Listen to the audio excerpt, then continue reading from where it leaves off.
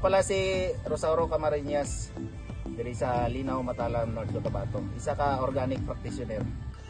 So mao na niya ang function sa aton nga smoke chamber kung asa dirita nagasunog.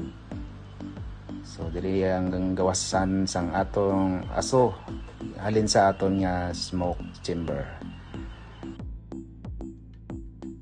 So diri ta magkuan upisa sang aton nga maghaling sang aton nga smoke chamber. Diri ta maghaling sang atong kalayo pasaka ang aso dira sa aton nga panghaw. So amo na ni siya ang aton nga liquid smoke. So ini siya fungicide plus insecticide. So amo na yang gamiton naton sa aton nga mga crops. Masulod ta sa aton nga mini laboratory. So amo na siyang finished product ha. Tapos ibutang pa dire para ma-grain para pagawas ang aton nga material, amo na ni siya ang color. So pure na gyud siya. So muna yung aton niya foliar. So muna yung aton niya product, liquid smoke. So kalipod ang aton niya homemade foliar. So kani siya ang mga bucket na ginagamit naton for fermentation sa aton niya organic.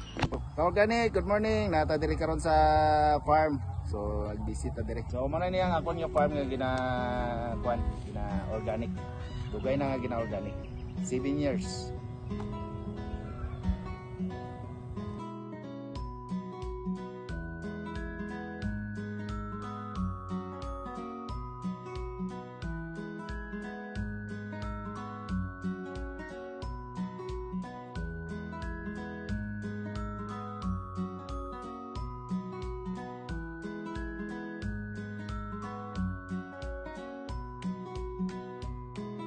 So muna yung short varieties ta na palay.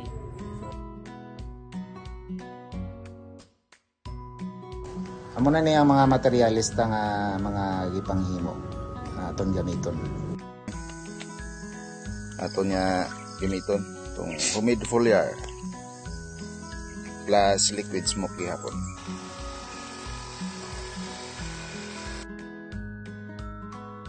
So dako gid nga salamat sa mga nag-facilitate sa akon, sa mga nagtudlo sa akon, labi na sa Don Bosco, sa Santa Catalina Co-op, sa President Rojas, sa Umag, Matalam, kag sa Upag Province of North Cotabato.